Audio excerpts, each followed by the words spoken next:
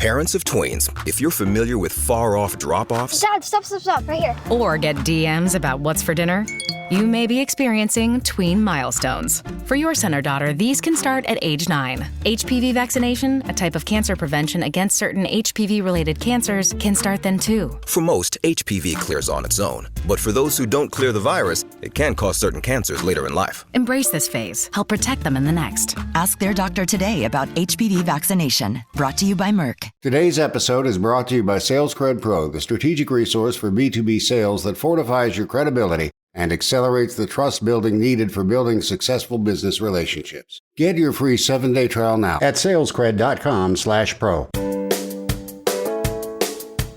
Welcome to the Manage Smarter podcast with hosts C. Lee Smith and Audrey Strong.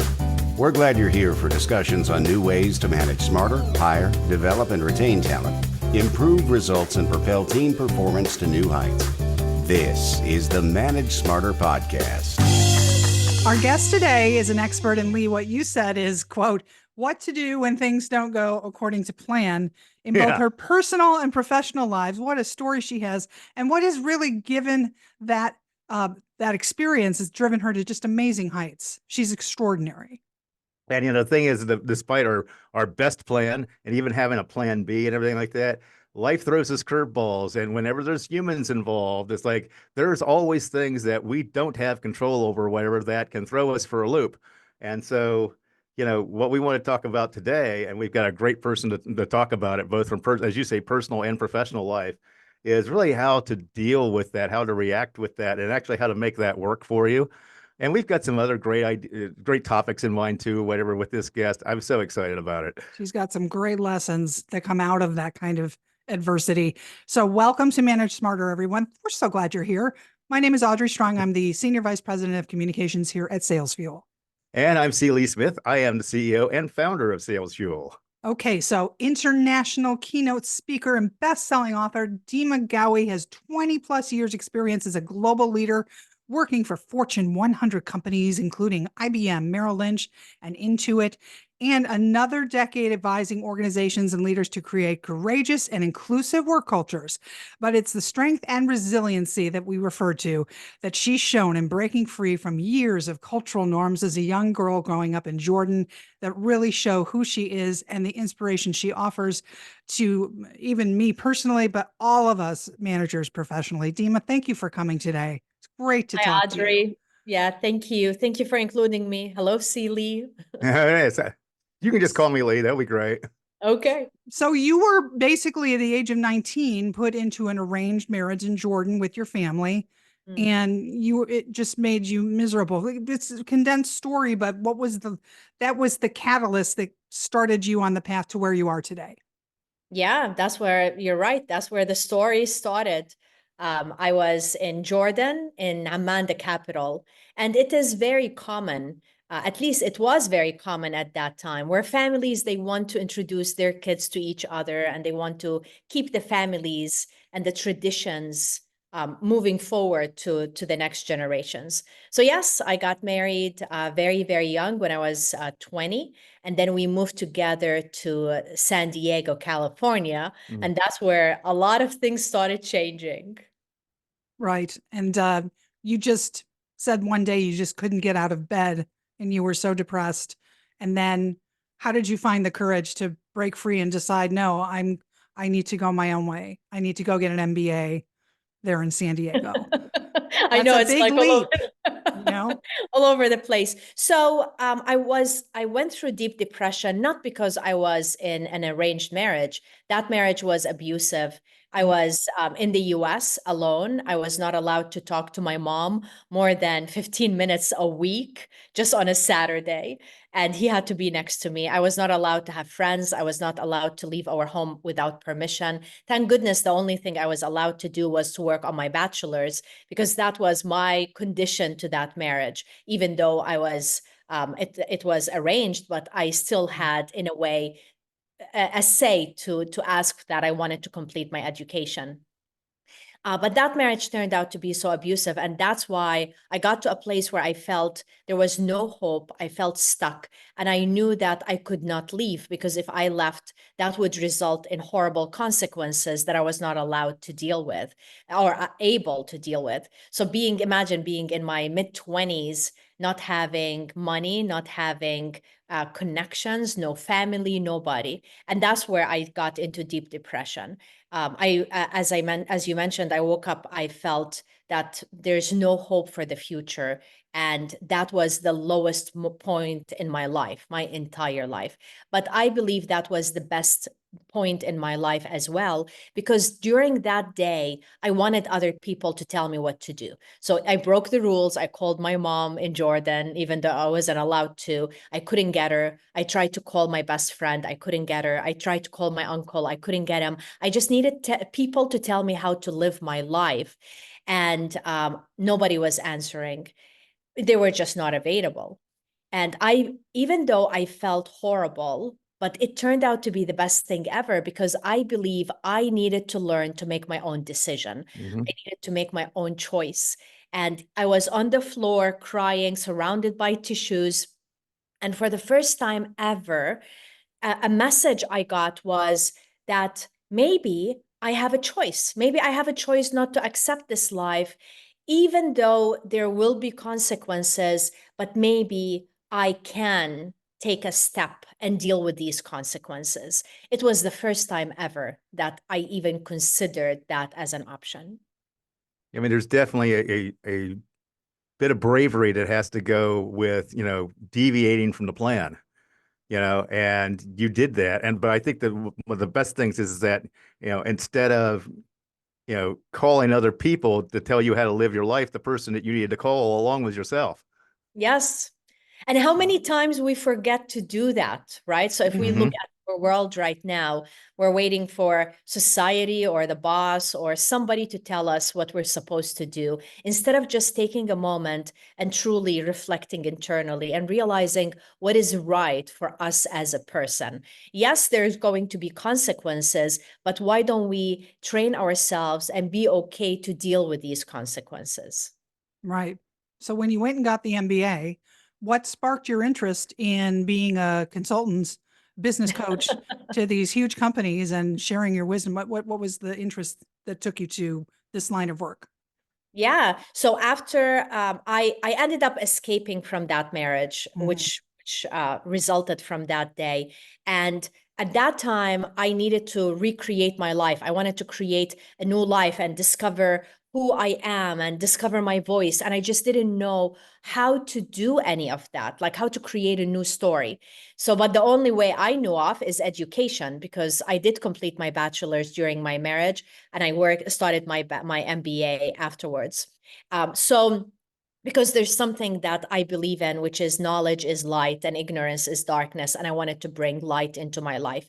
So imagine at that time, I had like little skills, the education, and I got a job with IBM for their leadership development program.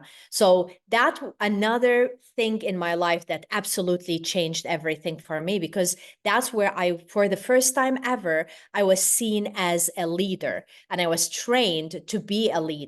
So I started working and managing global teams, traveling around the world, living around the world. I got to live in Japan and in South Africa. And I realized that a lot of the people I was working with in so many different roles, people I was managing, they were always telling me about their fears of making mistakes, their worries of being judged, and their aspiration for perfection, which is a lot of the things that I was dealing with. And that stopped me for many years from discovering who I truly was because I was more focused on satisfying everybody around me and being perfect and worrying about making mistakes instead of truly living the life that I wanted. So I started inspiring them and challenging them through my journey. And the results were so amazing, to a point, one day I decided, wow, I should be on my own. I should be doing this because I'm just so passionate about it. So, of course, like I hired coaches to help me with this journey and to help me understand this new part of my life, which is the entrepreneur. my background is a lot of leadership, supply chain management. I didn't have experience in sales and marketing. So like this whole new thing had to start, and I had to start learning about how to market myself. How do I understand my brand? How do I communicate it? How do I evolve it? Which was a whole new thing. And it was very scary. So that's how I got into being a consultant. I got a couple questions along those lines. One is like, what's your biggest challenge when dealing with all these different people from different countries and different cultures and different time zones? And the follow-up question to that will be, what's your biggest challenge when dealing with a manager or a leader or whatever who doesn't do what you did or whatever, and basically they're a jerk and they cling to what they've always done, which is being a jerk, and and trying to get them to think differently. Yeah. So let's go to the first question. I love working with people from different cultures. My biggest challenge is how people view time. Like some people are so late all the time, and culturally it's accepted. And I just cannot handle it. Specifically my team in India, I would tell them, okay, we're going to take a break. I want you back in 15 minutes. And I would have them write down the time they're supposed to come back. And they would still be half an hour. Late. Oh my They're God. still late. I cannot. Like number one. That's Audrey's pet peeve. That will never happen. Number one pet peeve. Okay, go ahead, Dima. Yeah. So that is one of the things I just cannot handle. And even though I understand that culturally it's accepted for these people to be late 15 minutes or half an hour, or sometimes, I'm not joking, like an hour. Oh my God. I cannot deal with that. So that is the cultural one. The second question related to how to deal with people that did you say that what how did you call them? Like I cleaned it up and used the term jerk. Yeah. If we were speaking privately, I would use a different term. But yeah. So like how to deal with people that are jerks. The real question is, why are we allowing these people to continue to stay in the workplace? And why do these people tend to continue to be promoted into senior leadership roles? That is the thing that's confusing for me. When we find individuals that are so toxic, they are selfish, they are not there to serve their team and help their team grow. Why are we keeping them? And what is it telling us about our culture, like overall corporate culture, that we're allowing this? But also, what shocks me all the time is when I see them continuing to get promoted.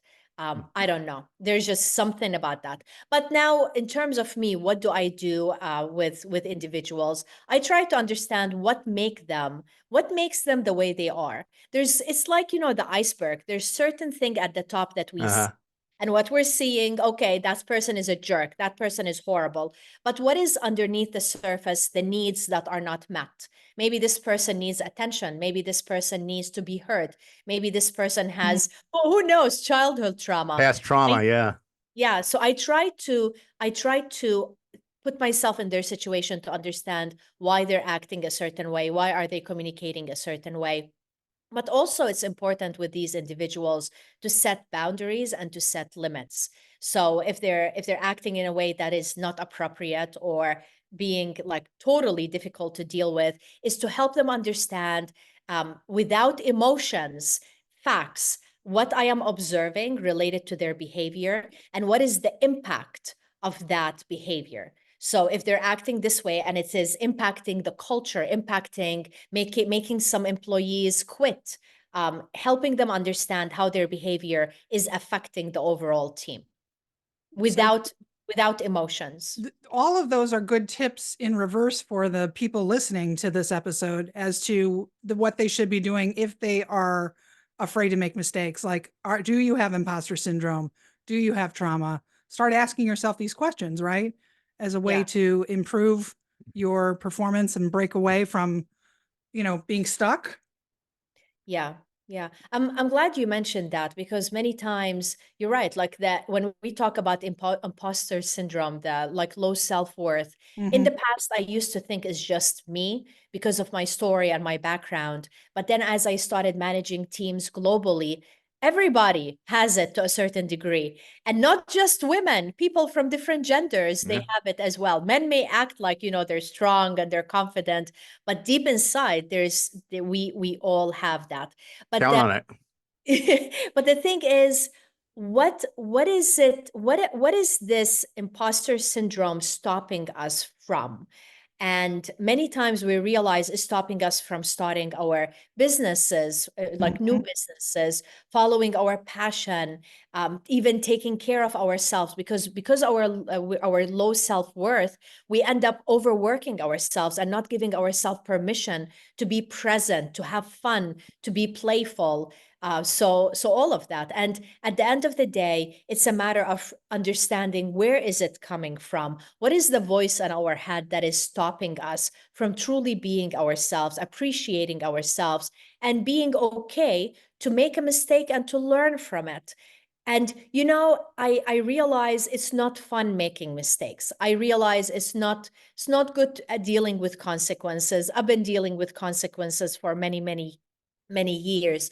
But at the same time, is what can we do in order to prepare ourselves for these consequences? And at the same time, help other people that make mistakes, instead of judging them, instead of looking down at them. It is helping them to be okay, to that the more we judge other people, we're judging ourselves as well.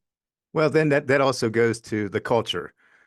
Because sometimes, the people that I consult with is like, when I hear fear of failure, it's really fear of being fired. And so the need to have an environment that is where you have psychological safety, and it's okay that, if you make a mistake, unless it's really, really huge or something like that, you're not going to be fired for it. Hey, we tried, and we knew that there's a bit of risk going into this. But there are just people that constantly live in fear of, if I make this mistake, if I say this thing to the wrong person or whatever, I'm going to get fired. So therefore, I'm just not going to do it. Yeah. Yeah. Yep. You're right. It does go back to the culture. Yeah, Audrey. I think those are great tips. Another tip is about your definition of what a leader is. So everybody put into YouTube, Dima Ghawi, Mount Fuji.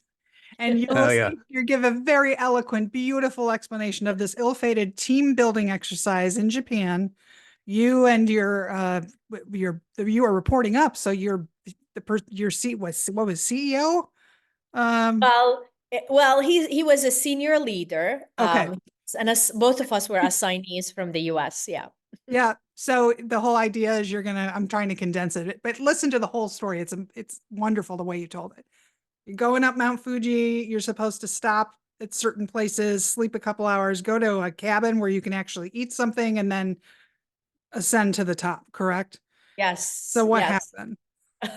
So it was supposed to be a team building event. Yeah. And my manager, who was an assignee, just like myself, he wanted to climb Mount Fuji, and he thought it would be fun for all of us to climb together. So he planned it. He had the map, he had the reservations, he had everything. When we got to the mountain, he decided that he wanted to make it a race and to see who's going to get to the top of the mountain first.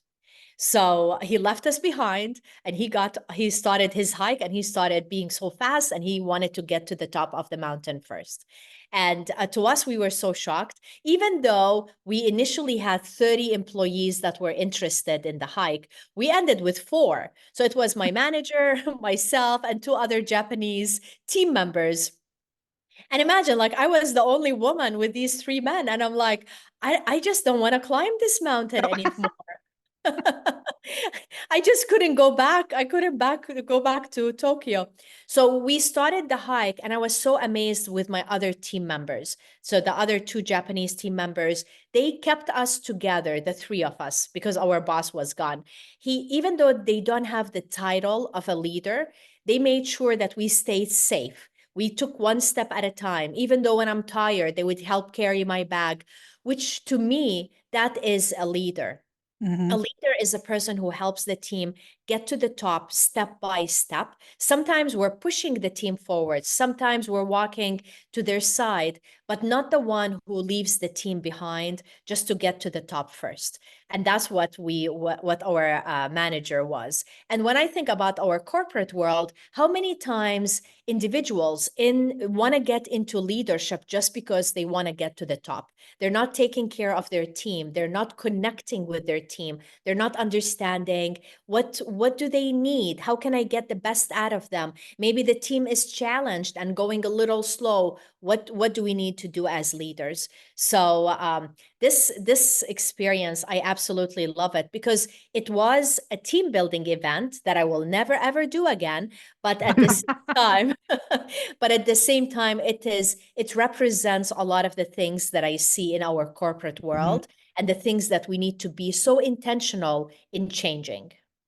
Well, that's a story of both a boss who's a jerk and a story of, things not going according to the original plan, that you guys then regroup, the three of you, whatever, and you basically chose a different plan based off of the changing conditions, and the fact that you no longer had the boss, leading you up the mountain and sticking to the original plan and, not really communicating all that well. And so, I mean, I applaud you for that. I mean, you definitely learned something from it, right? Yes, I did. I absolutely did. Well, the lesson is never climb Mount Fuji again. The other 26 people that copped out, they were the smart ones. No, actually, they weren't, because you learned a lot up there. Yeah, and the interesting thing is we had very low team morale in Tokyo. So our team was so low in the morale, and I was new as an assignee. But now, at that time, I understood why we had a low team morale, because if the manager is not intentional in staying connected with the team all along, and the manager is just focused on getting to the top, that's why we end up having bad culture. That's why we end up having people feeling excluded. We end up losing the great talent. That's why it happens. So, and the thing is, after his assignment was completed in Japan and he moved back to the US, he got promoted again. So it is, as individuals in corporations or in any organization, as you're working on making a decision of who you're going to be promoting, we need to slow down and we need to think about not the most aggressive, direct person that should be promoted. Who are we promoting that's really nurturing the culture that we want to create? I heard you use the term up as a whole other episode, falling up. Yeah, exactly. Yeah. I heard you use the term exclusion, so that leads me to think of inclusion. I'm going to take a risk here. I'm going to ask you a question. I hope that you're comfortable answering it. It's like, what advice would, as a Middle Easterner that is now in the United States, have you found inclusion in any way, shape, or form to be a challenge? And what advice would you give to other Middle Easterners who might be feeling the same thing? Yeah. So are you asking me as a Middle Eastern woman when I first moved to the US and the culture shock that I experienced? Yeah. And it's, again, do you still experience anything like that from, a different culture, that, sometimes doesn't understand the Middle Eastern culture? And, and there might be other people going through the same thing. Yeah. So absolutely. Yes. When I first moved to the US, I did feel excluded, and not because of what people around me did. It was a lot of things that we talked about earlier. My self-worth was very low, so I was very uncomfortable to approach people and to truly be myself. I was always worried of being judged. But at the same time, many times we have assumptions about other cultures. So as a Middle Eastern woman, I had an assumption about Americans, but when I started learning about who they are and how they live, I'm like, I love it. Like, all my assumptions were so wrong. So yes, and I continued to deal with a culture shock and feeling excluded every time I moved to a new country or worked with a different culture. But at the end of the day, what you asked about my advice is, first one, have fun with it. Many times we become so intimidated and we're worried about how we're interacting with others. We're worried of making mistakes and offending other people.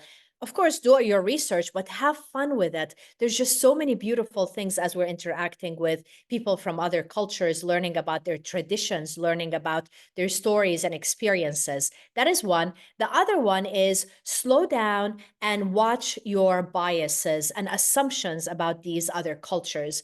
Because many times, maybe the media put that in our head, or maybe politicians put that in our heads to keep us divided, and get to know the people at an individual level. Because the more I do that, I realize we all have similar aspirations. We have similar hopes and dreams. We all want peace. We all want to feel healthy. We want our families to be taken care of. So even though we may be dressed in a different way, our skin color may be different, we may be eating in a different way with chopsticks instead of with a knife and spoon, but at the end of the day, we all have a lot of similar things. And why don't we focus on the things that are similar to unite us instead of looking the things that are different and use that to judge others?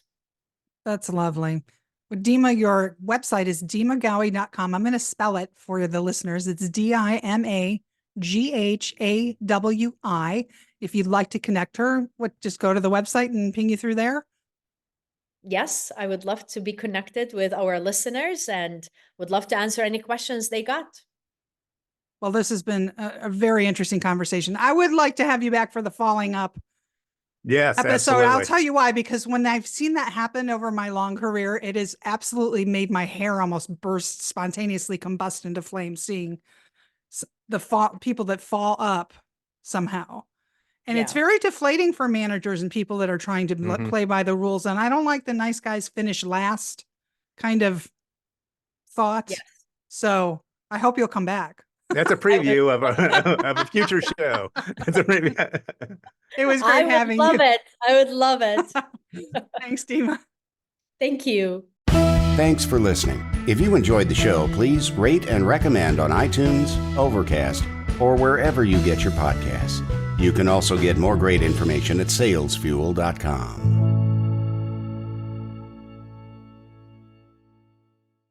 This podcast is a part of the C-Suite Radio Network. For more top business podcasts, visit c-suiteradio.com.